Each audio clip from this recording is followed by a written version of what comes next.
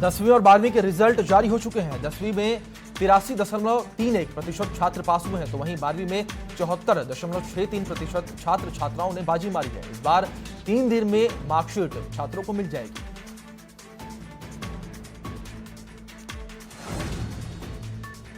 UP board में इस बार भी लड़कियों ने बाजी मारी है। बागपत की रिया जैन ने 10वीं में टॉप किया, तो वहीं 12वीं में बागपत के ही अनुराग मलिक ने बाजी मारी है।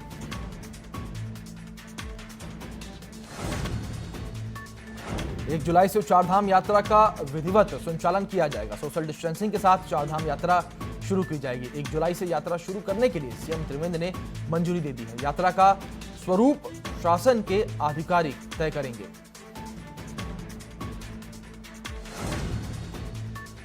यूपी में फर्जी शिक्षकों को लेकर सरकार सख्त नजर आ रही है। सभी शिक्षकों की नियुक्ति की जांच की जाएगी। जिलाधिकारियों को इसके लिए आदेश भी दे दिए गए हैं।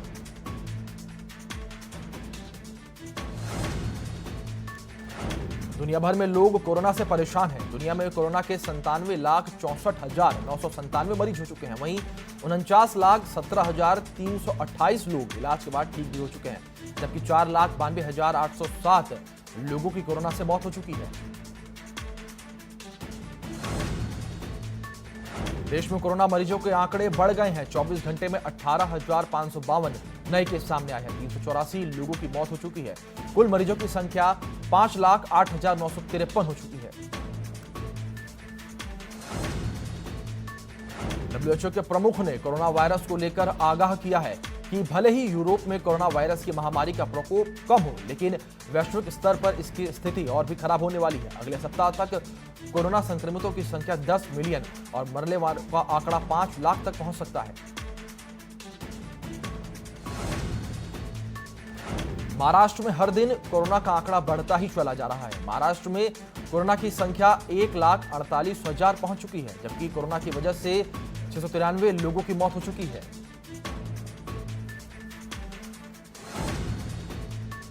तमिलनाडु में भी कोरोना से हालात बेकाबू हैं। 70,977 कोरोना मरीजों की संख्या यहां पर पहुंच चुकी है, जबकि 39,999 लोग इलाज के बाद ठीक हो चुके हैं। वहीं कोरोना की वजह से 911 लोगों की मौत हो चुकी है। दिल्ली में हर दिन कोरोना की रफ्तार तेज होती चली जा रही है। दिल्ली में कोरोना मरीजों की संख्या 73,780 पहुंच चुकी है, जबकि कोरोना की वजह से 2,429 लोगों की मौत हो चुकी है। वहीं 24 घंटे में 3,460 नए केस सामने आए हैं। यूपी में 24 घंटे में 762 कोरोना के नए केस सामने आए हैं। वहीं प्रदेश में एक्टिव केस की संख्या 6,730 है। 13,583 लोग अब तक ठीक हो चुके हैं, जबकि कोरोना की वजह से 630 लोगों की मौत हो चुकी है। उत्तराखंड में 2,725 कोरोना मरीजों की संख्या पहुंच चुकी है। शुक्रवार को 34 और मरीज मिले थे। अब तक 36 संक्रमितों की मौत हो चुकी है।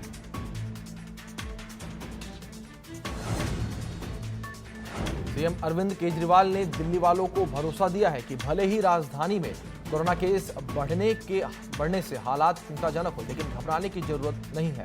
सरकार ने कोरोना के मरीजों के लिए अस्पतालों में बेड ही नहीं, आईसीयू बेड बढ़ाने की पूरी तैयारी की है।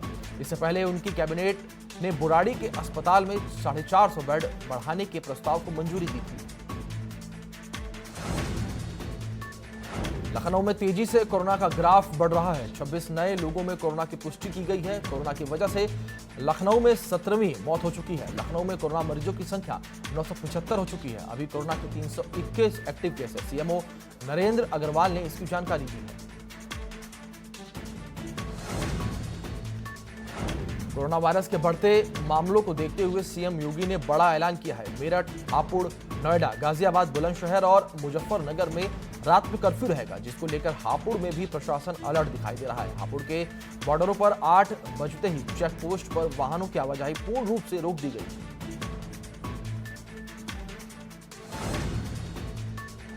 कन्नौज में डीएम एसपी ने दलबल के साथ रूट मार्च किया। लगातार मिल रही शिकायतों के चलते डीएम एसपी ने बिना मास्क के घूम रहे लोगों को पकड़कर उनका चालान काटा। साथ ही सख्त हिदायत भी दी, अगर दोबारा बिना मास्क के पकड़े गए तो कड़ी से कड़ी कार्रवाई भी की जाएगी। मेरठ में रात्रि कर्फ्यू के बावजूद बियर विक्रेता धड़ल्ले से बियर बेच रहे हैं। जिलाधिकारी के आदेश का कोई भी असर नहीं दिखाई दे रहा है। वहीं पुलिस चेकिंग के दौरान एक होटल में सोशल डिस्टेंसिंग की भी धज्जियां उड़ती हुई नजर आई, जिसके बाद पुलिस ने होटल के मालिक पर कार्रवाई करने की तैयारी कर दी।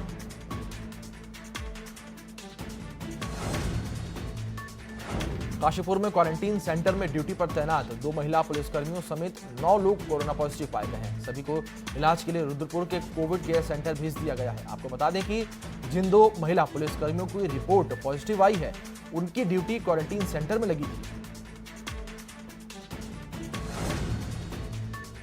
देहरादून में आज और कल साप्ताहिक बंदी बरकरार रहेगी। साप्ताहिक बंदी में शहर को सैनिटाइज किया जाएगा, लेकिन औद्योगिक इकाइयां और अस्पतालों की ओपीडी खुली रहेंगी। साप्ताहिक बंदी का असर रोडवेज बसों के संचालन पर पड़ेगा।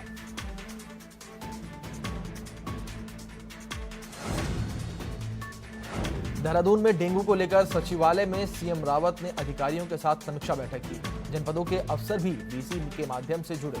बैठक में जिले से भी तैयारी का फीडबैक लिया गया।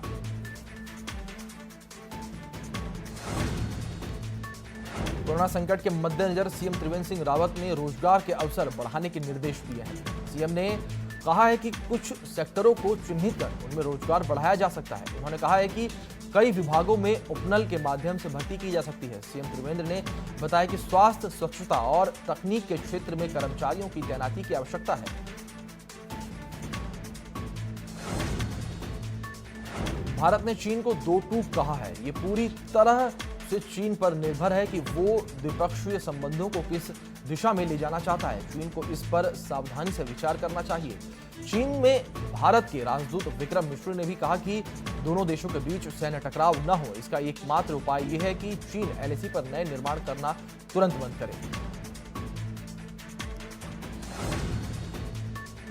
अमेरिका के विदेश मंत्री माइक पॉम्पियो ने चीन की कम्युनिस्ट पार्टी के मौजूदा और पूर्व पदाधिकारियों पर वीजा प्रतिबंध लगा दिया है। अमेरिका इन लोगों को हांगकांग की उच्च स्तर की स्वायत्तता को कमजोर करने वाला मानता है। राष्ट्रपति ट्रंप ने चीन कम्युनिस्ट पार्टी के उन अधिकारियों को दंडित करने का वादा किया था जो हांगकांग की आजादी को छिन्न भिन्न करने के लिए जिम्मेदार थे।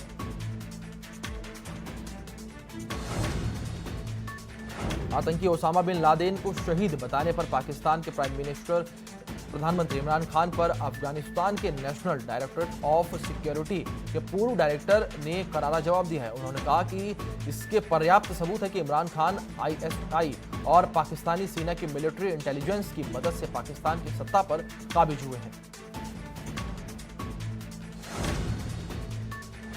भारत और चीन में सीमा पर चल रहे तनाव के बीच रूस इस साल के आखिर तक S-400 advance air defence missile system की आपूर्ति भारत को कर देगा। रूसी अखबार के मुताबिक भारत के रक्षा मंत्री राजनाथ सिंह से बातचीत के बाद रूस S-400 को भारत को जल्द देने पर सहमत हुआ है। पहले ये advance air defence missile system साल 2021 तक मिलने वाले थे। 1993 में मुंबई सीरियल बम धमाके के दोषी यूसुफ मेमन की शुक्रवार को नासिक जेल में मौत हो गई। बम ब्लास्ट के मुख्य आरोपी टाइगर मेमन का भाई यूसुफ इसी मामले में उम्र कैद की सजा काट रहा था। हालांकि यूसुफ की मौत की वजह अभी साफ नहीं हो पाई है।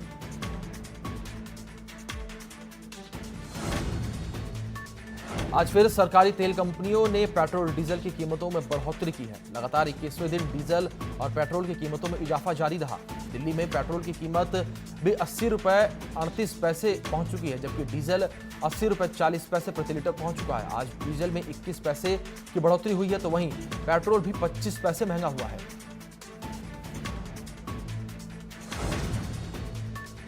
एसपी कार्यकर्ताओं ने वाराणसी के मैदागिरी चौराहे पर अनोखा प्रदर्शन करके सरकार से बढ़े हुए पेट्रोल डीजल की कीमतों को वापस लेने की मांग की। इस दौरान एसपी कार्यकर्ताओं ने ऑटो को खींचकर बढ़े हुए पेट्रोल दाम को लेकर सरकार के प्रति अपना विरोध दर्ज करवाया।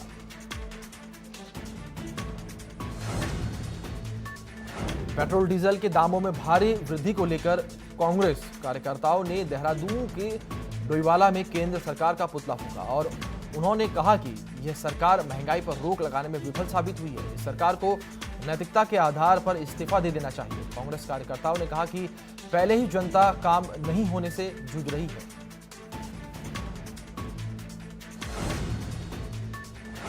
आगरा में एक किशोर के सिर कुचलकर बेरहमी से हत्या कर दी गई। सुबह शौच करने गए लोगों ने उसका शव देखा, जिसके बाद लोगों में सनसनी फैल गई। हत्या की सूचना मिलते ही घटनास्थल पर पहुंची पुलिस ने शव को कब्जे में लेकर पोस्टमार्टम के लिए भेज दिया है और मामले की छानबीन में जुट गई है।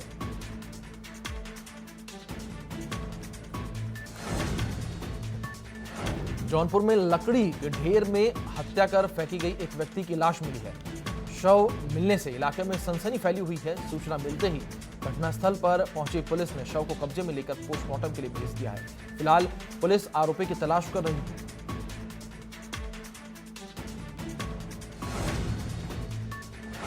बिजनौर में मिल में काम करने वाले एक कर्मचारी की गला रेत कर बदमाशों ने हत्या कर दी। सूचना मिलने पर पहुंची पुलिस ने शव को एक खेत से बरामद किया। मृतक के परिजनों ने हत्या की